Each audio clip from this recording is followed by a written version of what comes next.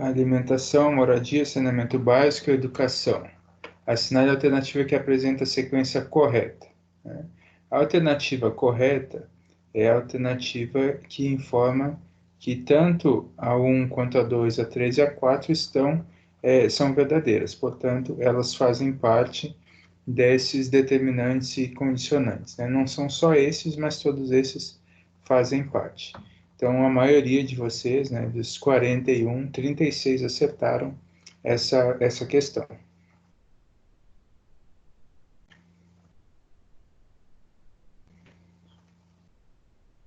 Dando sequência, uma rede de atenção à saúde constitui-se de um conjunto de unidades de diferentes funções e perfis de atendimento, que operam de forma ordenada e articulada no território, de modo a atender às necessidades de saúde de uma população.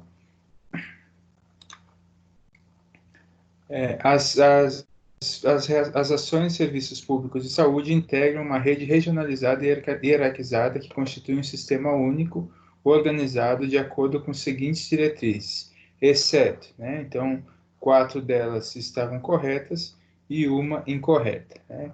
Qual a que estava incorreta era essa que começava com a exclusão da participação, então, da comunidade, né? Então, a ideia não é excluir a participação da comunidade, sim que essa participação ela seja efetiva.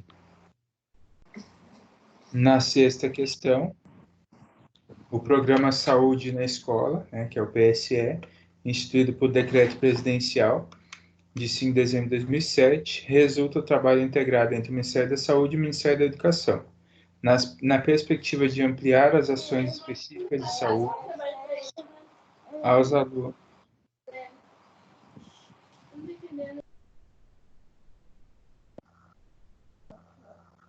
de saúde da rede pública, de ensino, ensino fundamental, ensino médio, da rede federal de educação profissional e tecnológica, educação de jovens e adultos. A equipe de saúde de uma unidade básica de saúde está organizando uma atividade na escola, onde desenvolverá reflexão sobre a questão. Dengue é uma questão de saúde, de educação. Esta situação é possível afirmar que, então, a resposta correta, a resposta que vocês mais marcaram, é aquela que fala da ação de promoção de saúde como sendo um caso intersetorial, ou seja, a resposta estava aqui na questão, indicando que o próprio programa ele vem de acordo com esse Ministério da Saúde e o Ministério da Educação, demonstrando que ele é intersetorial, né, com os dois setores, saúde e educação. Na sétima questão, com a institucionalização do SUS, mediante a Lei 8080 de 90, deflagrou-se um processo marcado por mudanças jurídicas, legais e institucionais nunca antes observadas na história das políticas de saúde no Brasil.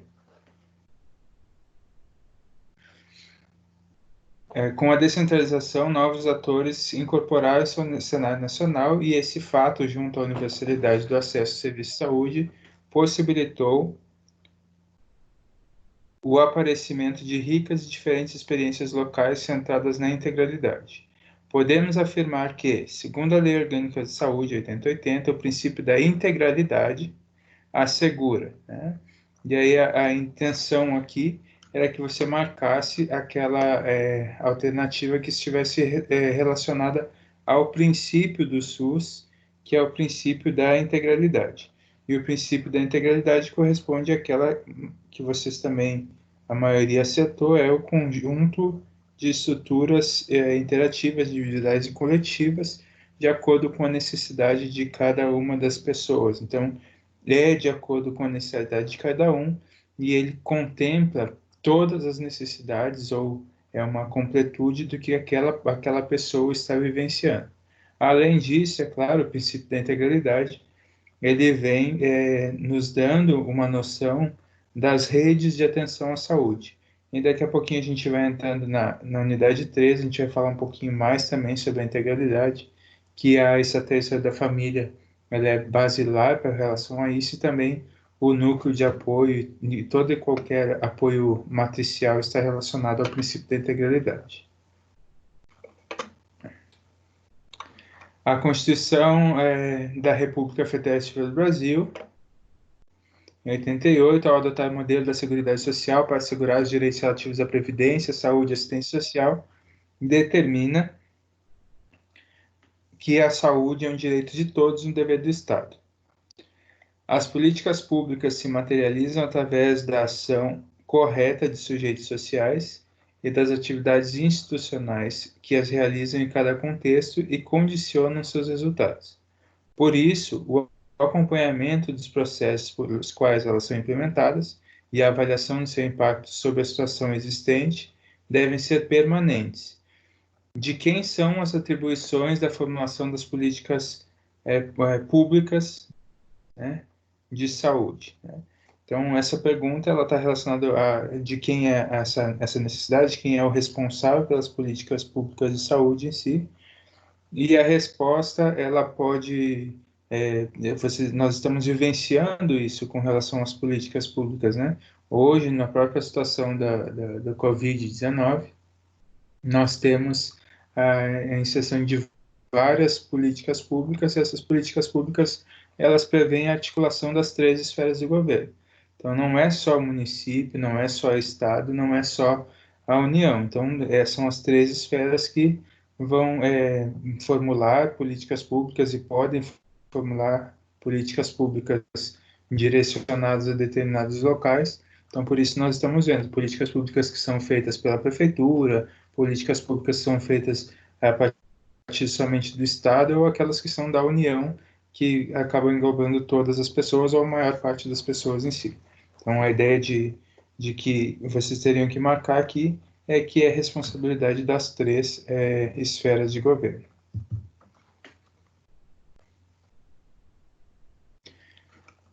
Assim, nós temos o Sistema Único de Saúde, o SUS, é um dos maiores e mais complexos sistemas de saúde pública do mundo, abrangendo neste o simples atendimento para uma avaliação da pressão arterial, por meio da atenção primária, até o transplante de órgãos, garantindo acesso integral, universal e gratuito para uma população do país.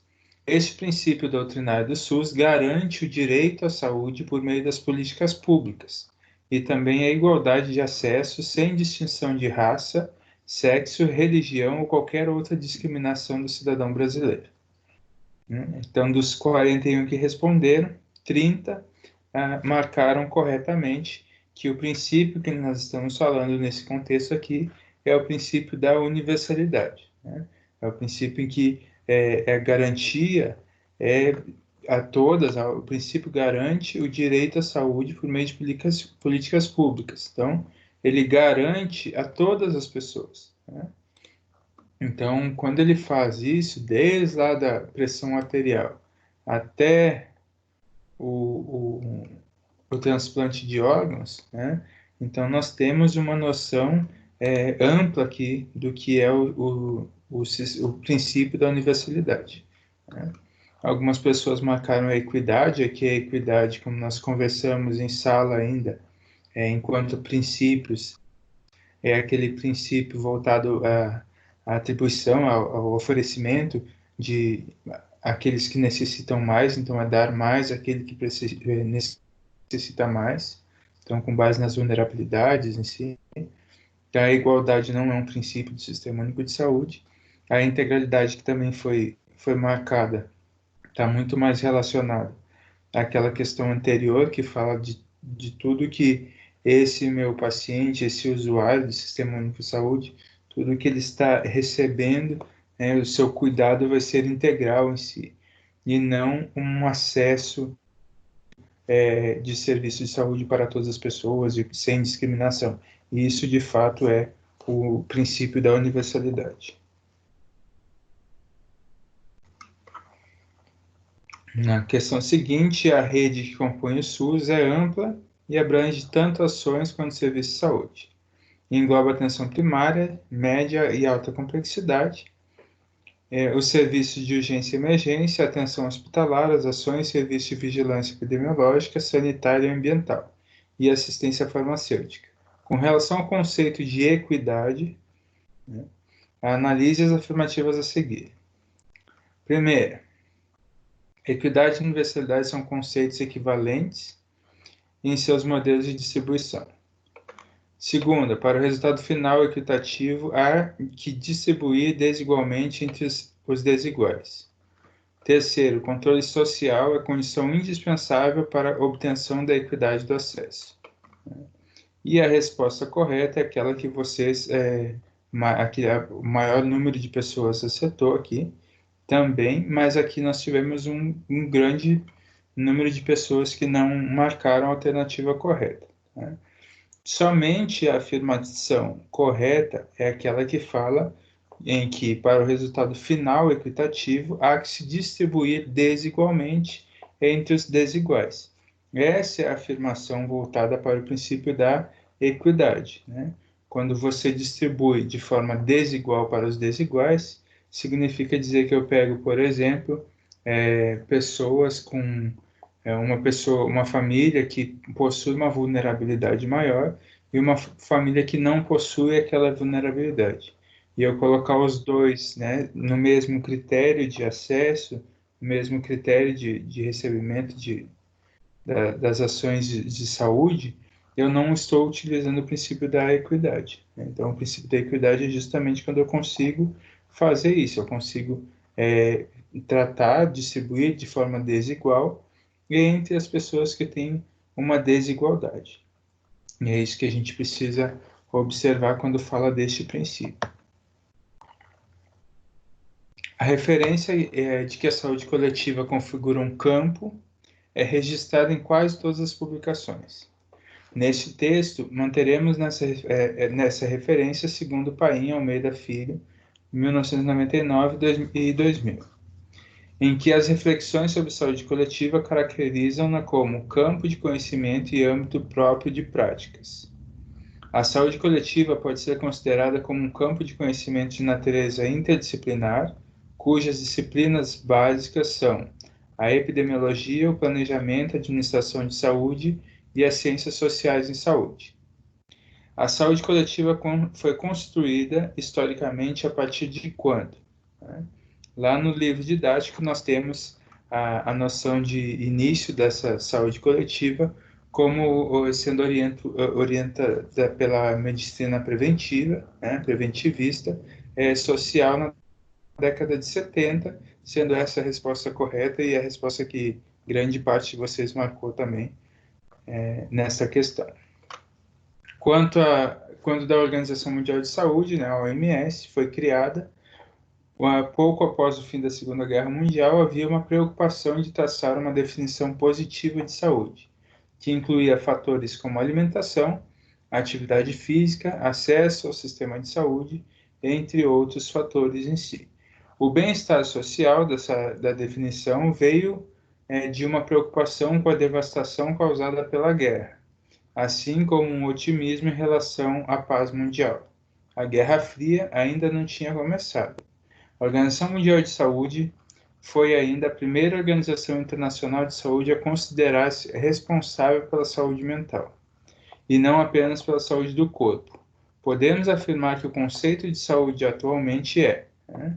Aqui nós estamos falando do conceito de saúde. O conceito de saúde ele surge a partir dessa noção de que nós não temos mais essa divisão de como devem ser as ações de saúde da forma com que era determinada antes. Então, nós temos hoje muito mais essa noção dos determinantes do processo de saúde e doença, né? Resultado de um conjunto de fatores. Tá? Lá nas primeiras questões, mostra o quanto está relacionada a essa questão do nosso novo conceito de saúde. Então, é baseado nos determinantes do processo de saúde e doença. Então, a maioria aqui acertou também.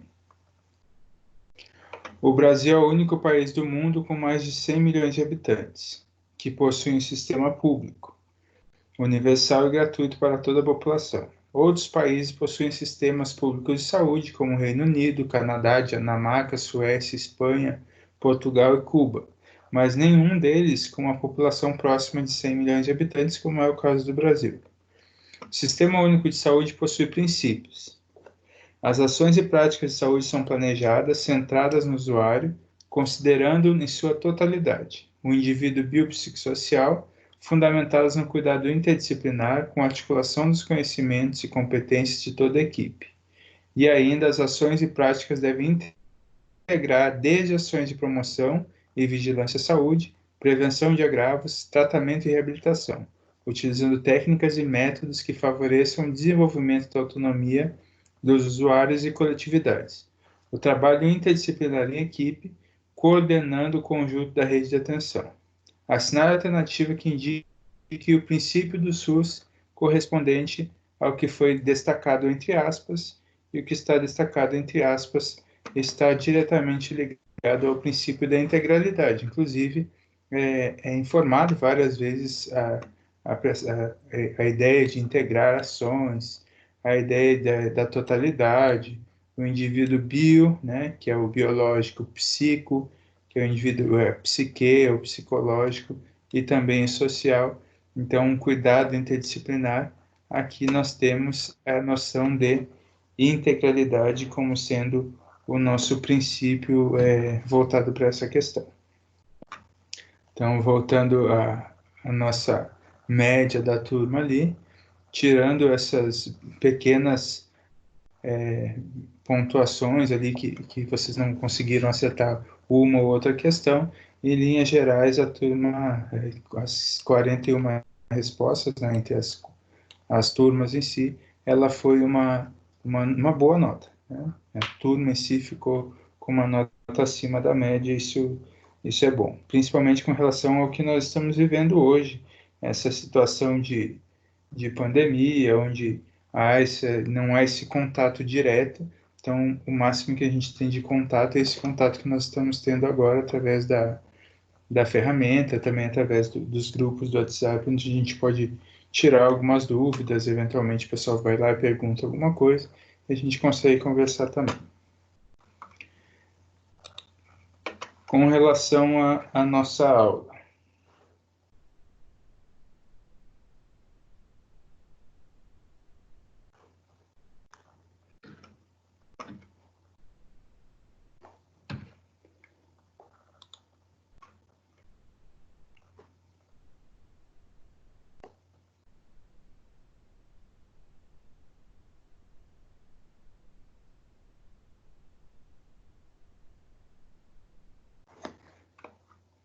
aqui nós temos a terceira unidade, né, da disciplina de formação integral em saúde. Nós vamos falar um pouquinho, avançando com relação à estratégia de saúde da família, os impactos dessa estratégia de saúde na família no Brasil. Nós chegamos a conversar um pouquinho lá nas aulas presenciais sobre como é a estrutura, quais são os princípios do sistema de saúde, como que ele se desenvolveu, inclusive a estratégia de saúde da família. Ela aparece como sendo uma forma de que a gente pode ativar o próprio princípio da equidade, onde algumas pessoas elas recebem o atendimento em casa, outras pessoas não recebem. Por exemplo, uma pessoa tem uma pessoa acamada, essa pessoa que está acamada ela vai receber um curativo, vai ter a troca de curativo em casa. Algumas pessoas então possuem essa vantagem, vamos dizer assim. Mas não significa que as pessoas que não estão acamadas, elas não têm o seu curativo. Elas têm a sua troca de curativo, mas uma troca de curativo lá na unidade de saúde. Então, esta diferenciação já faz parte do princípio da equidade em si. E aí nós temos outros diversos fatores que podem ser utilizados a partir daí. Então, é muito importante notar essa ideia do quão eficaz é essa estratégia de saúde da família.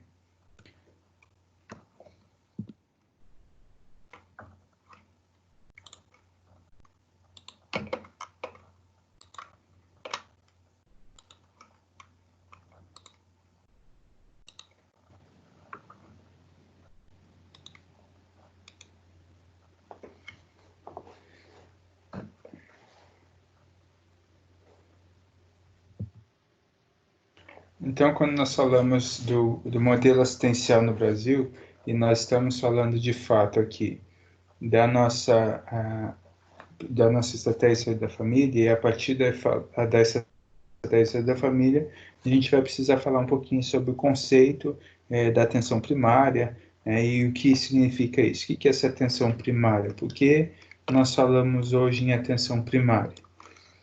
Ela é voltada tanto aos indivíduos, né, a pessoa em si, quanto à coletividade, né? Então, a atenção primária ela é vista desta forma. Ela surge com essa noção de englobar tanto a promoção da saúde, quanto a proteção, a prevenção de doenças, o diagnóstico imediato ali dessa doença e o tratamento também imediato, a reabilitação e a manutenção da saúde, né? Mas notem que a atenção primária, e hoje o que nós temos de modelo de atenção à saúde, no Brasil nós estamos muito mais preocupados com a promoção da saúde do que com a doença em si, né? Então, antigamente nós tínhamos uma visão hospitalocêntrica, até na imagem que nós temos ali abaixo, vocês veem o hospital em si, né? Então, a noção era hospitalocêntrica, era quando o hospital era o centro de tudo, né? E hoje nós temos uma reorganização, essa reorganização ela surge com essa noção de atenção básica, de atenção primária, até a expressão do básico e do primário ali, ela tem um pouquinho dessa relação do que é básico, do que o porquê é importante a gente falar de atenção primária à saúde, de atenção básica em si, mas a ideia é essa reorganização, onde a gente vai muito mais buscar esse cuidado lá no foco do problema em si, antes desse foco do problema ali se instalar, ou seja, a gente vai cuidar muito do ambiente onde a pessoa vive, a gente vai cuidar muito das relações que essas pessoas possuem, e não esperar que ela adoeça, que ela vá parar em um hospital, por exemplo.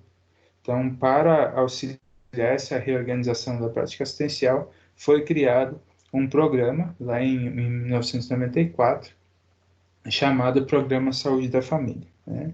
E esse Programa Saúde da Família, ele surge tendo essa noção de que a gente precisa cuidar não só do indivíduo, mas da sua família em si e olhar para essa família de uma forma mais ampla.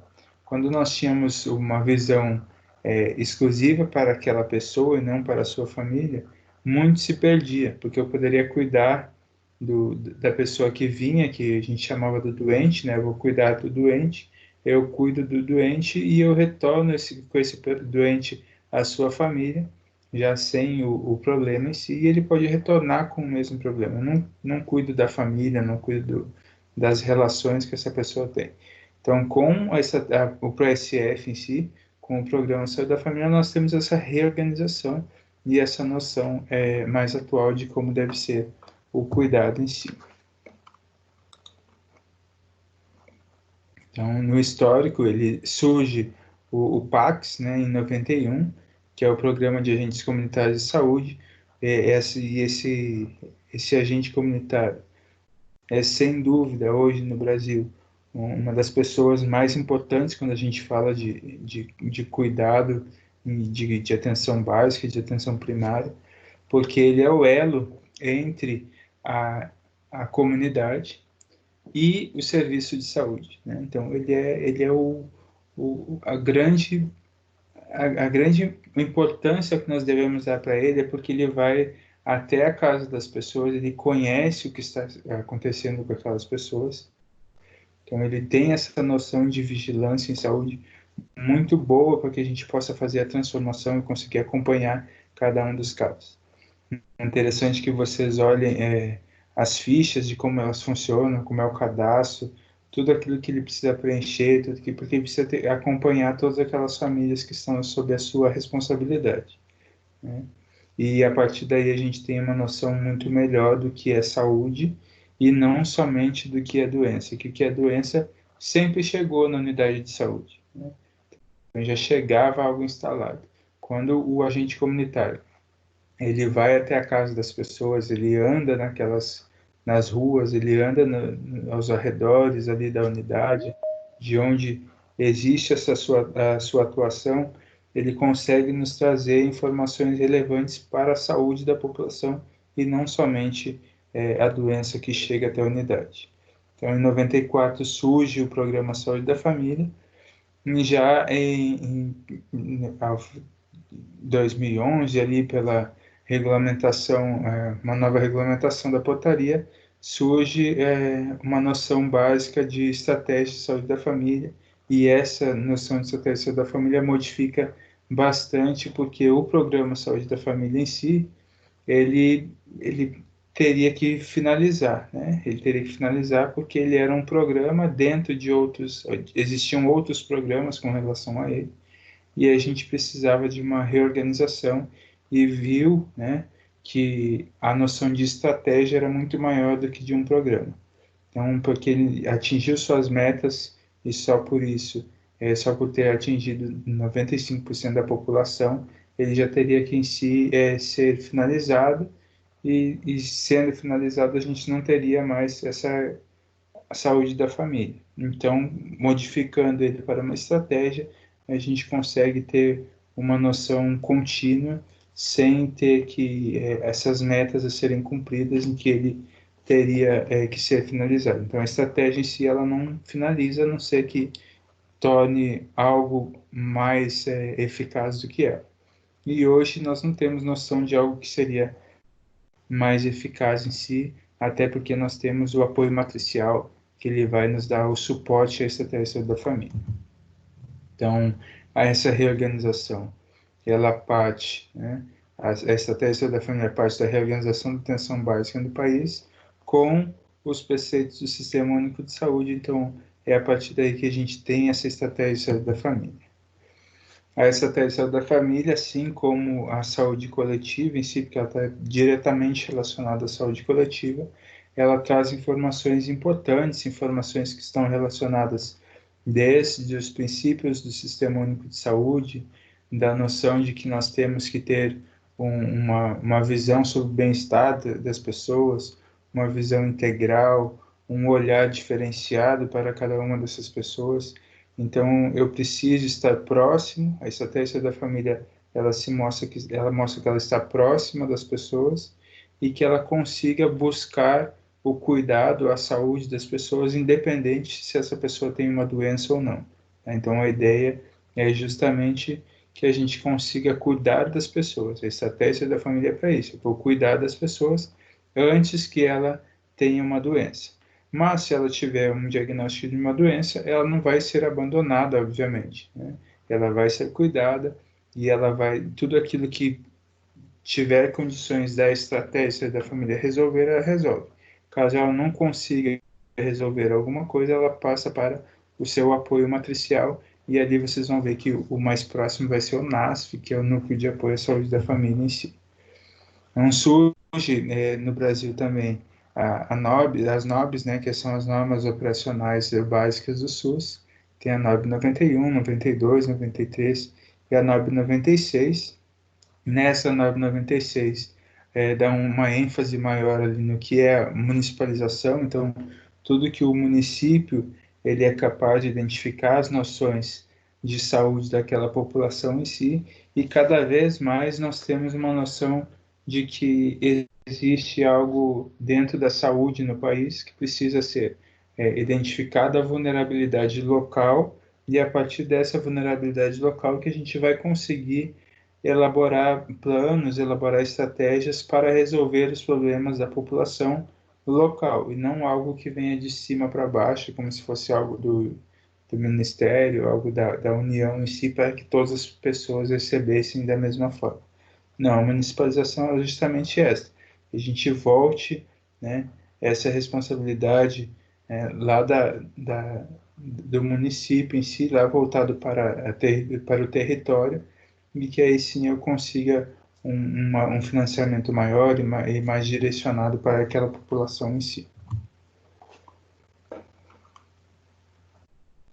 Vamos ver se vai ter o áudio para você. 112 milhões de brasileiros usufruem da estratégia de saúde da família, o que corresponde a apenas 54% da nossa população.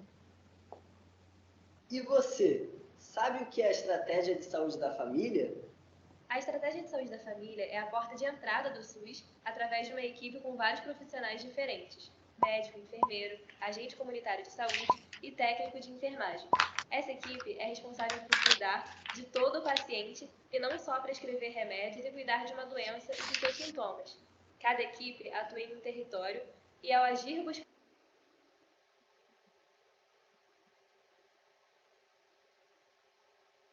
melhorar a qualidade de vida das pessoas que moram naquela região, leva em consideração as necessidades de toda a comunidade que vive na área. Por que não sou atendido direto por um especialista? Você é. Os profissionais da Clínica da Família fizeram de 2 a 3 anos de especialização em saúde de família e comunidade, depois do curso normal da faculdade. É uma formação que busca cuidar de você e não uma parte do seu corpo. Tanto o médico quanto o enfermeiro têm essa especialização, então fique tranquilo, você será bem cuidado. Quem pode ser atendido? Todos podem ser atendidos pelas equipes de saúde da família e têm os mesmos direitos aos serviços oferecidos. Até você, que tem plano de saúde privado, pode vir aqui se consultar ou pegar gratuitamente em nossa farmácia, dependendo do seu caso, a medicação que seu médico prescreveu. Mas o primeiro passo para tudo isso é realizar seu cadastramento, que poderá ser feito pelo agente de saúde na própria clínica e na sua casa. É rápido e simples. Você só precisa do seu CPF, documento de identificação com foto, endereço e telefone para contato. Pronto! Agora você vai ser alocado para uma equipe da saúde da família, que vai buscar atender às suas necessidades, tirar suas dúvidas e acompanhar a sua saúde e a saúde da região onde você mora.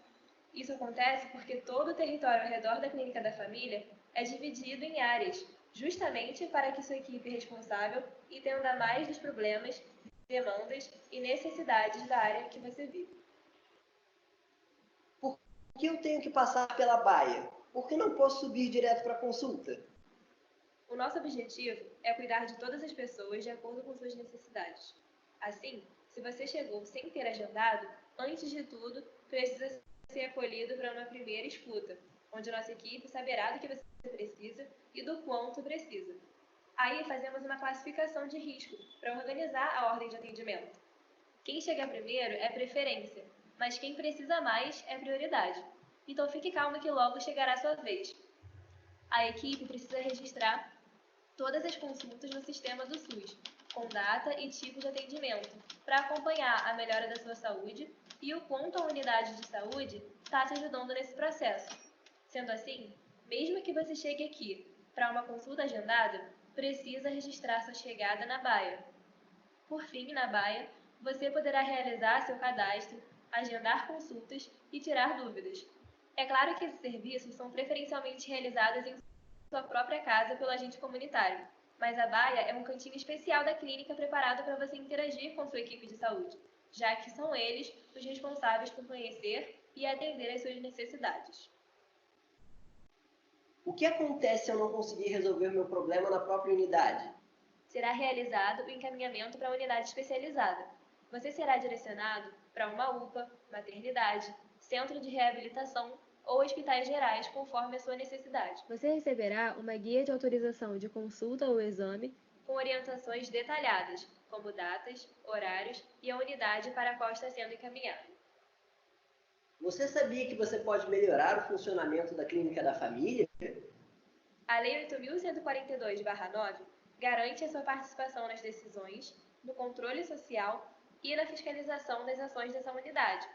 Para isso, existem as reuniões mensais do colegiado gestor, que é um espaço de diálogo entre o gestor, os profissionais e os usuários da clínica. Procure participar das reuniões sobre a organização dos serviços, os pontos negativos e positivos e quais mudanças são necessárias para melhorar a qualidade da assistência. A data das reuniões anuais estão fixadas no quadro da unidade, então informe-se do local da próxima. Fique atento e faça a diferença. Participe! Para mais informações ou reclamações, ligue 1746, Ouvidoria da Secretaria Municipal de Saúde, ou 136, Ouvidoria do SUS.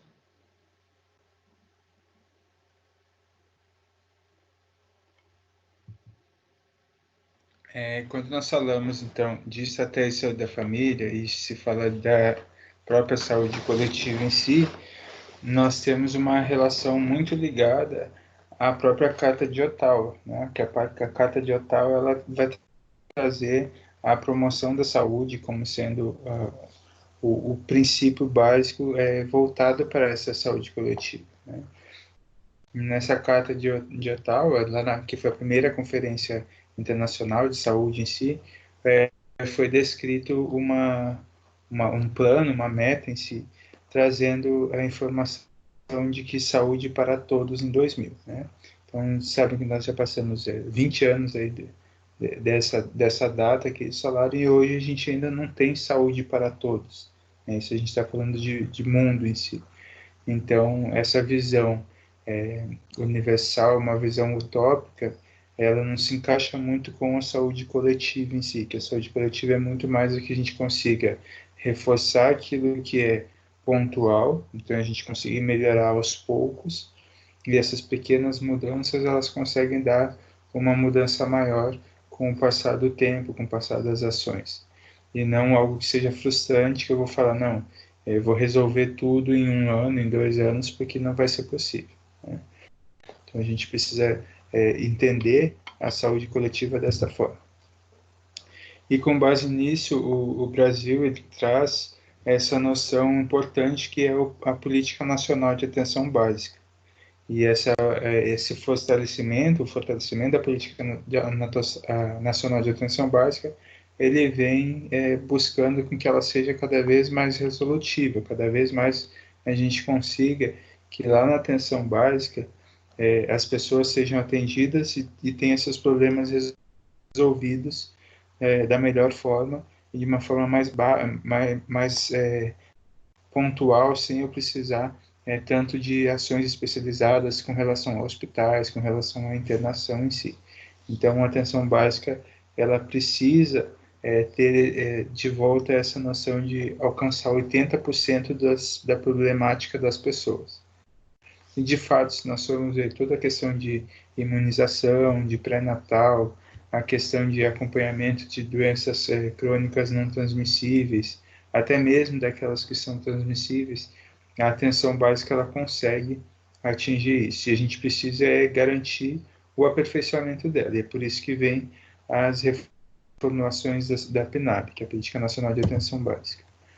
Uma das noções importantes é de que essa estratégia da família ela não vai ser substituída, essa com a nova PNAB em si.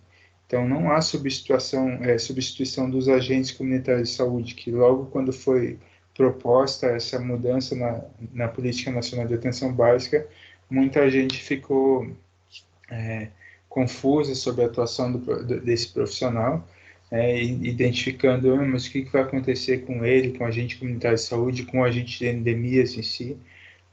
Porque o que a gente precisava identificar, que até então, o que acontecia era da seguinte forma. Nós temos aqui nessa primeira imagem como né? Eu tenho um agente comunitário de saúde e um agente de endemias, né? E vão os dois à casa da pessoa para fazer essa ação no domicílio. Então, são duas pessoas com atribuições diferentes, um olhando para a saúde das pessoas em geral, o outro olhando só para a questão voltada para as endemias. Os dois juntos nessa casa. A ideia que vem com a Política Nacional de Atenção Básica, com a sua reformulação, é que essas pessoas elas se separem e passem a realizar as duas funções. Então, ele vai tanto olhar para a questão voltada para a saúde, quanto a questão voltada para a endemia em si, porque não há como dissociar mais, né? Hoje teve uma discussão importante a nível nacional com relação à organização dos cursos nas escolas de saúde em si, voltadas se é para continuar o eixo ambiente, o eixo saúde, como sendo um eixo só na formação, ou se isso vai ser separado, né? E não há como separar, não tem como falar o que é só saúde, o que é só ambiente, se eu sei que o ambiente ele influencia diretamente na saúde das pessoas, desde a formação dos primeiros documentos, onde fala que o meio ambiente é um determinante dos processos de saúde e doença também. Então, esse profissional, ele faz tanto essa vigilância voltada exclusivamente para a saúde das pessoas, quanto a parte de endemia. Então, os dois, podendo aí eu somar esforço, eu consigo visitar 2 casas, no lugar de visitar uma casa apenas. Então, essa atenção básica, ela reforça um atendimento mais perto do cidadão. Então, aí temos uma noção do que nós temos hoje, 40.187 equipes de saúde da família. Né? Então, são muitas equipes, olha a quantidade de agentes comunitários de saúde, 260.775, né? É muita gente que está atuando com relação à saúde no Brasil. Então, a gente precisa reforçar sempre essa equipe e para que a gente possa ter uma noção melhor daquilo que é importante para o atendimento de saúde no Brasil, que é principalmente a questão da atenção básica. Fortalecendo a atenção básica, essa questão de redução de leitos, né? Não há necessidade tão grande de leitos quando eu tenho uma atenção básica mais fortalecida, né? O próprio exemplo que nós estamos vivenciando hoje, e tem se discutido muito o que a atenção básica está realizando com relação à própria Covid-19. E nós temos visto que no Brasil em si, ela está ficando, por mais que nós tenhamos um sistema, né, que é o Sistema Único de Saúde, que ele tem voltado, né, essa principal noção, ela é voltada para a atenção básica. A atenção básica meio que ficou sem muita função com relação à pandemia. Entretanto, se for olhar para outros países em si, há esse acompanhamento dos profissionais de atenção básica a todas as pessoas, buscando identificação de sintomas, identificação de sinais, buscando informações sobre as pessoas e não esperando que a pessoa tenha doença e que vá parar no hospital, né? Que olha, o que a gente está vivenciando é justamente o contrário do que a gente está falando aqui, né? Que isso normalmente não acontece. Normalmente a gente está falando da atenção básica e as pessoas estão enxergando. Não, mas realmente é assim que funciona. Só que na situação de pandemia em si, a gente está esperando as pessoas adoecerem para buscar o cuidado, né? Sendo que nós temos equipe para isso, que é a equipe de estratégia da família, por exemplo, fazer essa noção do que está acontecendo com aquela área distrita, com aquela população que ele está vinculado, e a partir daí fazer esse rastreio de como as pessoas estão sendo acompanhadas. O que tem sido utilizado muito é após a identificação de um caso, né? Então, após a identificação de um caso, a vigilância em si, e através, às vezes, dessa terceira da família, busca essas informações sobre os contatos, sobre como fazer essa monitorização. Mas isso é depois que um caso já chegou, né? A ideia seria a gente conseguir identificar isso antes, né? E assim a gente teria uma noção melhor ali do cuidado. Mas isso ainda é possível que seja revertido, porque é uma discussão nacional que tem sido incluído muito mais atenção básica na própria situação da Covid-19.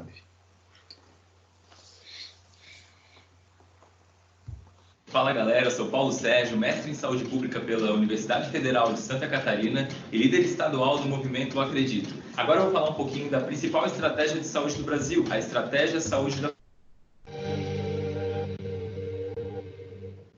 Ela, que começou como um programa em 1994, conseguiu aprimorar uma série de indicadores de saúde no Brasil, melhorando a abrangência da saúde de 6% para mais de 60% nesses últimos 20 anos. É muito importante a gente entender que a estratégia de saúde da família ela está situada na atenção básica ou atenção primária à saúde. E a gente consegue visualizar a estratégia por meio dos postos de saúde. Quando a gente fala de estratégia de saúde da família, a gente está falando de levar em consideração o real contexto por trás daquela pessoa que chega dentro do posto de saúde. A estratégia ela visa trazer o vínculo entre o profissional de saúde e aquela pessoa que está sendo atendida. E algumas ferramentas fazem parte disso. Dentre elas, a gente pode citar, por exemplo, a territorialização, que faz com que o profissional ele vá em loco, em diferentes regiões daquele território e entenda o que está por detrás da saúde daquela pessoa. Se uma pessoa chega com alguma diarreia, por exemplo, num posto de saúde, às vezes aquilo é tratado com algum tipo de soro, mas visualizando o contexto, a casa daquela pessoa, você consegue perceber que, por exemplo, pode ter esgoto a céu aberto. Então, quando a gente pensa numa estratégia que tem vínculo, que leva em consideração os contextos daquele cidadão e da sua família, a gente consegue ser mais resolutivo na ação e no tratamento, na prevenção e na promoção de saúde. Esse vínculo ele é muito importante, pois ele faz com que aquela pessoa volte e confie naquele profissional de saúde. Para que a estratégia funcione, o território ele é mapeado e equipes de estratégia passam a ficar vinculadas a um número X de pessoas. Seguindo a Política Nacional de Atenção Básica de 2011, uma equipe de estratégia de saúde da família deve atender de 3 a 4 mil pessoas. 4 mil quando não existe uma situação de vulnerabilidade muito evidente, 3 mil quando há uma vulnerabilidade maior. Quem compõe uma equipe de estratégia de saúde da família? Minimamente um médico, de preferência com especialização em saúde da família, um médico da família, um enfermeiro com a mesma especialização, agentes comunitários de saúde, que teoricamente deveriam fazer a vinculação com até 750 pessoas, técnico de enfermagem, podendo ter o cirurgião dentista e o técnico de saúde bucal. Esses profissionais compõem uma equipe de estratégia de saúde da família. O número de agente comunitário vai estar vinculado ao número de pessoas naquela região. É lógico que, considerando o contexto do Brasil e as variações macro-regionais que a gente tem, infelizmente as equipes elas estão sobrecarregadas se a gente fizer um diagnóstico delas no Brasil. Mas quando elas estão com um número ideal, esse trabalho ele acontece de uma maneira bastante efetiva. Visando garantir com que a atenção básica consiga levar um trabalho mais integral para os usuários do SUS, foi criado em 2008 os Núcleos de Apoio à Saúde da Família. Os Núcleos de Apoio à Saúde da Família são chamados também de NASFs, e eles são constituídos por equipes multiprofissionais que vão, de alguma forma, trabalhar de maneira articulada com as equipes de estratégia de saúde da família, levando um olhar mais integral para o tratamento, para as ações de promoção e prevenção de saúde naquela região.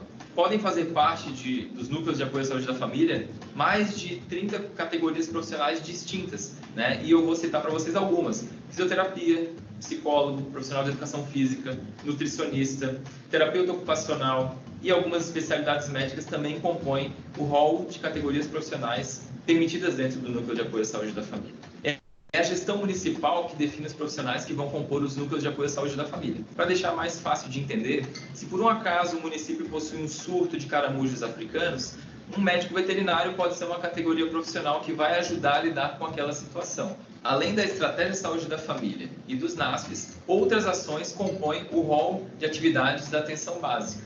O Programa Saúde na Escola é um programa que visa articular as secretarias municipais de saúde com as secretarias municipais de educação, realizando ações de saúde dentro da escola. Outro programa bastante importante é o Programa Academias da Saúde. Instituído em 2011, ele faz com que, por meio de uma pactuação com o Ministério da Saúde, o município consiga implementar um polo para a realização de inúmeras ações de promoção de saúde dentro do seu território.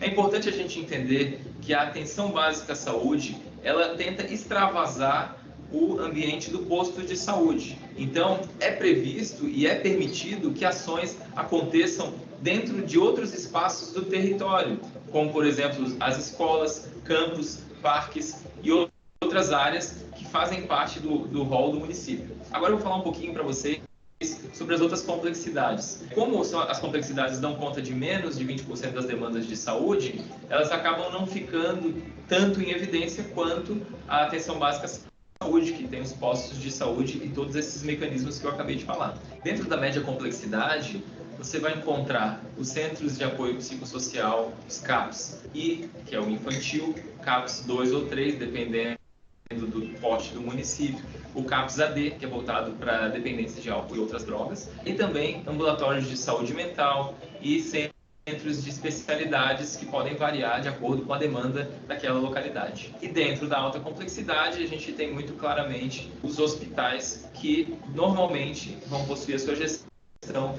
dentro do Estado. Ou, quando é um hospital universitário, de uma universidade federal, essa gestão ela pode ser da União ou mesmo por meio de OS, né, que seria uma outra temática para a gente discutir num segundo momento. Por hoje é só, espero que você tenha entendido um pouquinho de como funciona o nosso Sistema Único de Saúde. Se ficou alguma dúvida, coloque aqui embaixo que a gente vai fazer o possível para responder nos próximos vídeos. Até mais!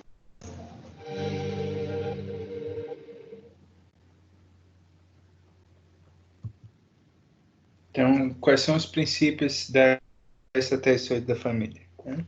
Essa estratégia da família ela traz como princípios, não os princípios do Sistema Único de Saúde em si, mas os princípios da estratégia. Nós temos a integralidade e a hierarquização. O que significa isso? Que a estratégia ela vai fazer o diagnóstico situacional.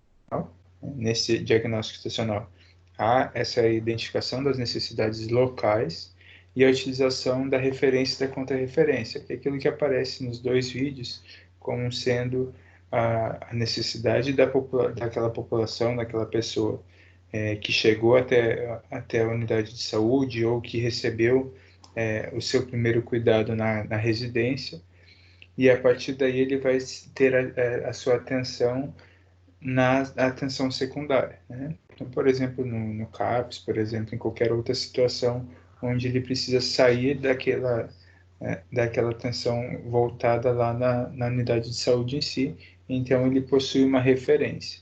Então, ele vai ter a referência e ao final do tratamento nesse setor ele recebe a contra-referência em si. A contra-referência, ela tem sido utilizada em alguns setores, mas na maioria das vezes esse é o maior gargalo que nós temos na saúde no país. Então, que a referência ela até funciona, mas a contra-referência, então, devolver esse paciente à atenção básica lá na unidade básica de saúde, nessa estratégia da família, é o mais difícil de ocorrer.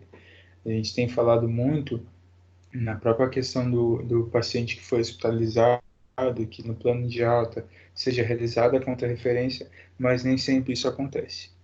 A territorialização e a distinção da clientela está relacionada diretamente a essa noção de que a estratégia da família ela tem um território que é coberto então por ela, então cada equipe tem tem as suas famílias, tem seu território delimitado, então eu preciso, através desse diagnóstico estacional, informar qual é a população que ela é atendida pela equipe. E tendo no máximo ali cada equipe com 4.000 pessoas dentro daquele território. A equipe multiprofissional da estratégia da família, ela compreende o médico, um enfermeiro, auxiliar de enfermagem, o técnico de enfermagem, no caso hoje, e 4 agentes, de 4 a 6 agentes comunitários de saúde. Podem ter acrescentados, então, a estratégia da família, profissionais de saúde bucal, como o odontólogo, e no caso, tendo o odontólogo, entra também um técnico de saúde bucal, ou um auxiliar para assessorar esse odontólogo também nas suas ações de saúde bucal. E a estratégia ela vem com um princípio importante também, que é esse caráter substitutivo, que é aquele que nós saímos da noção de doença, né, daquilo que já se instalou na pessoa, para uma noção de vigilância à saúde, algo que seja mais voltado para a qualidade de vida, e por isso entra também o núcleo de apoio à saúde da família. Com relação ao nosso faça valer a pena, né, tem uma primeira questão ali que fala a seguinte questão. A reorganização do modelo de assistência à saúde com a implantação da esfera de atenção primária teve como objetivo organizar alternativa A assistência promovendo ação integral centrada nas famílias, B, a rede de serviços separando-os em níveis de atenção hospitalar e ambulatorial, os serviços para dar assistência individual integral, os serviços em nível de complexidade em que a atenção primária tem o intuito de promover a saúde da população, desenvolvendo ações de menor complexidade. Então, a atenção em saúde segundo nível de complexidade em si. A resposta a esse questionamento, ela se dá através da primeira alternativa, que é uma assistência promovendo a atenção integral, então voltada às famílias, não é algo voltado exclusivamente ao paciente em si. A segunda vem nos mostrando que, segundo a política de atenção básica, a saúde da família é uma das mais importantes estratégias para expansão, qualificação e consolidação da atenção básica. E ela se caracteriza, as alternativas, pelo trabalho centrado no indivíduo e no território, pelo trabalho centrado no usuário e na assistência integral, pela vigilância em saúde e assistência individual, pela atenção centrada na família inserida no ambiente físico, considerando aspectos psicossociais, ou pela assistência em equipe multiprofissional. Essa também é voltada para a família, né? Estratégia de saúde da família, então, ela está relacionada à atenção centrada na família, né? Então, quando o profissional ele vai até a casa daquela pessoa, ele está olhando para a família, para aquele ambiente, para como estão os aspectos não só biológicos, mas psicossociais das pessoas. Então, a alternativa correta é a alternativa D. E o programa Saúde da Família, né? Ele é a alternativa que corresponde à sua noção, né, do que ele precisa, do que ele veio a fazer. É uma estratégia que visa, então, reorganizar a assistência na atenção primária à saúde. Então, isso significa que a alternativa correta aí que nós temos é a alternativa B. Então, o Programa Saúde da Família é uma estratégia que visa reorganizar a assistência na atenção à primária. Como é que ele reorganiza? Ele vem justamente voltando para essa noção de que nós não temos apenas que esperar o paciente chegar com a doença, e sim que a gente precisa fazer essa noção de olhar para a saúde das pessoas, olhar para o ambiente das pessoas, olhar para o ser biopsicossocial, e isso é muito mais viável com a estratégia da família do que sem a estratégia da família. Avançando um pouquinho no contexto da saúde da família, nós entramos na questão dos impactos que essa saúde da família ela traz, né, à saúde das pessoas, e principalmente quando a gente fala da inserção do apoio matricial, né? Esse apoio matricial é aquilo que vai além, né? Eu consigo, através da saúde da família, cuidar de algumas questões voltadas para essa população, mas a partir daí eu não consigo mais. Então, com isso surge o apoio matricial, e o principal apoio matricial que nós temos noção aqui no país ainda é o núcleo de apoio à saúde da família. Então, como foi dito no vídeo, o núcleo de apoio à saúde da família, ele é composto por profissionais de diferentes categorias, podendo, inclusive, foi citada a questão das academias ao ar livre, e aí nós temos no município academias ao ar livre, e certamente as academias ao ar livre elas têm sido utilizadas por profissionais de educadores físicos que compõem o núcleo de apoio à saúde da família, né? Então, para cuidar dessas pessoas cadastradas pela saúde da família, que foram acompanhadas, estão sendo acompanhadas hoje também pelo núcleo de apoio e não somente pela estratégia. Ou como é que funciona esse apoio aí? Ele funciona da seguinte forma: o usuário ou o sujeito ele possui uma necessidade, uma demanda, e a partir daí a estratégia da família ela começa a identificar como resolver o problema que esse usuário está trazendo. Nem sempre a estratégia da família ela consegue resolver. Quando ela não consegue resolver, ela vai lançar mão dos trabalhadores do NASF, né? Então aí o NASF, junto com a estratégia da família, eles encontram aquilo que pode ser resolutivo, né? Qual foi o produto ou a tecnologia a ser resolutiva para definir um projeto terapêutico para esse paciente, para esse usuário. E a partir daí a gente possui uma necessidade atendida. Então, a estratégia da família não está mais sozinha, ela tem esse núcleo de apoio à saúde da família. Se vocês têm acompanhado aí desde o início do ano a relação do NASF, de como vai funcionar, vocês vão me falar, mas acabou o NASF, não acabou o NASF? Aí tem algumas questões aí que tem as suas discussões, né? Os motivos pelos quais o governo em si falou que ia terminar com o NASF e de como isso desenvolve ou não. Existem muitos locais onde não existe mais a atuação do NASF em si, mas o que levou o governo federal em si a acabar com o NASF, por assim dizer. Acontece que tudo que é realizado precisa ser registrado. E no sistema de saúde em si que nós temos no país, não havia necessidade mais de lançar o nome do profissional responsável pela ação, o nome do profissional do NASF responsável pela ação. Logo, se eu não tenho a necessidade de lançar o nome desse profissional para a realização dessa ação, ou seja, lá no relatório, o que chega para o gestor maior é que não existe produção do NASF. Né? E se não existe produção no NASF, eu não preciso ter verba para o NASF. Né? Então, é muito mais uma questão de gestão do que uma questão de gostaria de terminar com o núcleo em si. O núcleo ele funciona, ele tem a sua necessidade, e o que precisa ali é uma articulação para o próprio instrumento de gestão. De repente, só a opção de bloquear o envio quando não tiver o nome do profissional, isso já limitaria essa noção de querer acabar com o núcleo em si, que é algo conquistado no país de uma forma tão importante. Então, a equipe de saúde da família e o NASP em si, eles têm essa noção diferenciada de clínica, não é só aquele consultório em si, e sim uma clínica ampliada. A gente vai muito além daquilo que está acontecendo com a pessoa, daquilo que a pessoa acredita que é a sua necessidade. Então, a gente consegue buscar uma resolutividade maior.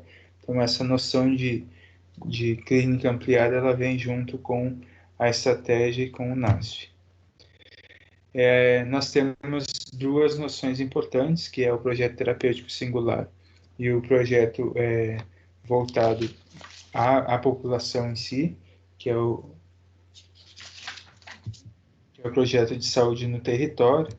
E aí nós temos no projeto terapêutico singular essa noção em que o paciente, né, em que esse usuário ele é o centro, né, e ele é o centro de toda a atenção, e junto com ele tem todos os profissionais que vão garantir essa noção de saúde para essa pessoa. Então, esse é a visão do projeto terapêutico singular. Depois a gente vai ver um exemplo. Já o projeto de saúde no território, ele vem articulando não só esta pessoa em si, em que apareceu o primeiro caso, mas sim as outras pessoas que vêm aparecendo, formando uma coletividade com problemas semelhantes. Né? Então, a saúde no território, a saúde da população, articulando serviços com outros serviços, o serviço de saúde com outros serviços. Então, articulando com a educação, articulando com a segurança, articulando de outras formas ali. De forma a investir, então, na qualidade de vida, na autonomia.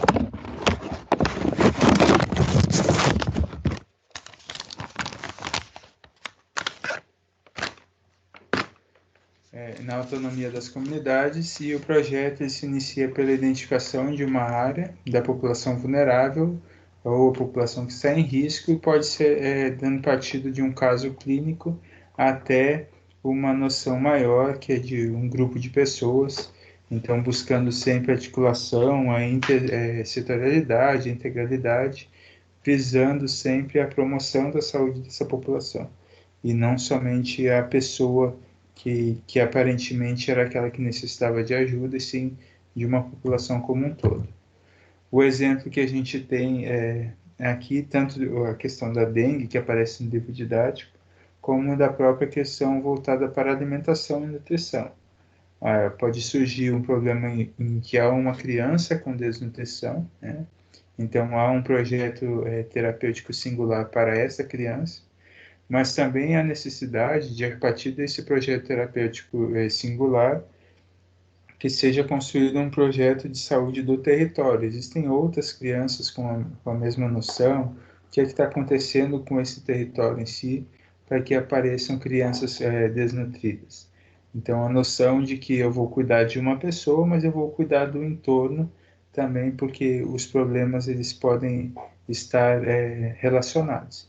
Então, a ideia do núcleo de apoio e da saúde da família em si é justamente esse. O núcleo de apoio à saúde da família ele pode se dar de alguns tipos de núcleo e modalidades de núcleo de apoio. Né? Então, tem o NASF1, NASF2, NASF3, então, com noções de horas semanais e de números de equipes vinculadas. O NASF1, ele compõe de 5 a 9 equipes de saúde da família ou de equipes de atenção básica para populações específicas. Já o NASF2, ele compõe menos equipes, ali, de 3 a 4 equipes de saúde da família. E o NASF3, de 1 a 2 equipes. A carga horária ela também vai reduzindo de acordo com o tipo de NASF. As questões voltadas para o Faça Valer a Pena, o processo de trabalho no núcleo apoio à saúde da família, junto às equipes da família, deve possibilitar o aumento da capacidade das equipes, competências e resolutividades na assistência à família que se dá por meio, né? Então, a alternativa correta aí é por meio da territorialização, que é assegurada pelo apoio matricial, tendo a primeira alternativa como alternativa correta.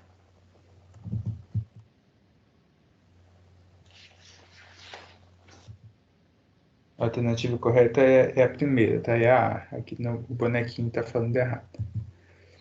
Na segunda questão, fala do processo de trabalho do núcleo de apoio, essa realmente é a B, né? Que, junto às equipes da família, deve possibilitar o aumento da capacidade das equipes e competência da resolutividade das ações à família, que se dá por meio da integralidade, que é assegurada pelo apoio matricial. E o núcleo de apoio à saúde da família tem a responsabilidade de melhorar a assistência e o acompanhamento do fluxo dos encaminhamentos, tanto dos recebimentos das equipes de saúde da família, quanto dos realizados para outros serviços na rede de atenção à saúde, assegurando dessa forma, né? E aí a questão voltada ao princípio que ele está trazendo como sendo assegurado. E o princípio é o princípio da integralidade, sendo a alternativa B a alternativa correta.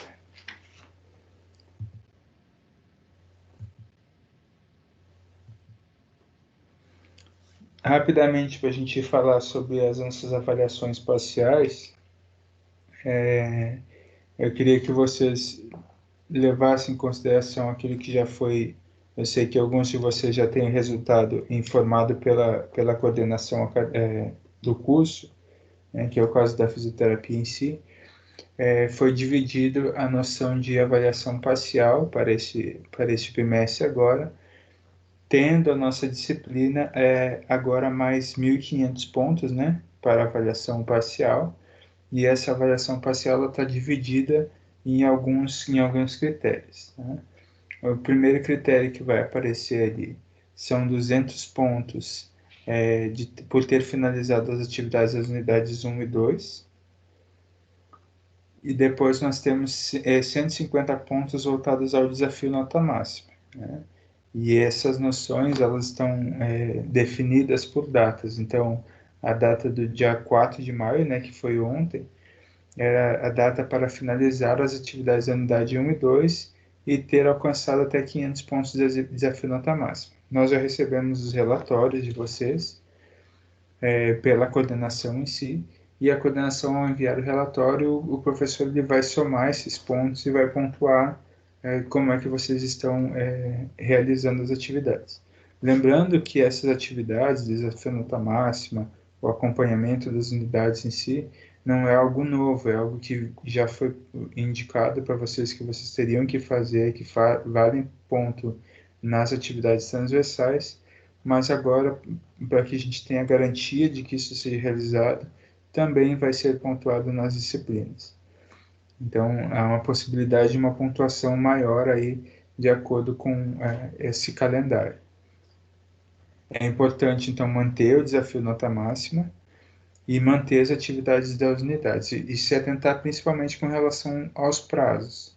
Olha só, na semana que vem aqui nós já temos a noção de finalização das atividades da unidade 3, depois a gente já tem lá para a relação voltada para a unidade 4 também, então é sempre bom ficar já, tudo que já foi liberado para vocês, e ontem já foi liberado até a unidade 4, se puder já vai fazendo as atividades ali, porque isso vai pontuar vocês quando nessa data, chegou na data, vai ser emitido o relatório com a pontuação em si. Isso a gente já consegue ir garantindo. Pode falar. Mas tem que dar um jeito no AVA. A gente está com problema de acesso desde ontem. Já está sendo pontuado isso, as coordenações, e os casos eles já foram reportados também. É porque já está atrasando a gente assim, né? Desse jeito. Não, mas a questão do desafio nota máxima, realmente foi esse final de semana que teve um problema no AVA, mas já está resolvendo, tem algumas pessoas que voltaram com ele zerado em si, mas nesse caso terá um prazo diferenciado. Mas aí a gente precisa pontuar que não aconteceu com todo mundo, aconteceu com algumas pessoas em si. E aí nós temos mais 950 pontos que são a critério do professor, e aí esses critérios, ao longo das próximas aulas, eu vou informando vocês como é que a gente vai pontuar esses demais 950 pontos. Eu queria trazer para vocês hoje essa questão dos pontos que foram definidos já, em que a gente só está mantendo essa noção desses pontos iniciais aí, que são relacionados às atividades do AVA e ao desafio nota máxima. Vou pedir para que vocês habilitem a imagem de vocês, para a gente poder fazer o print da aula.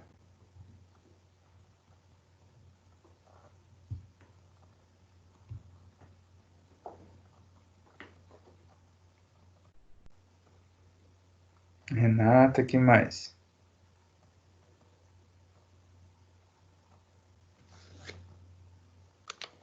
A Lidiane, o Marcos, Rodrigo.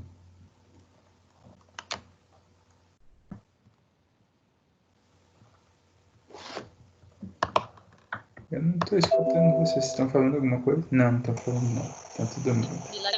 Milagre foi hoje.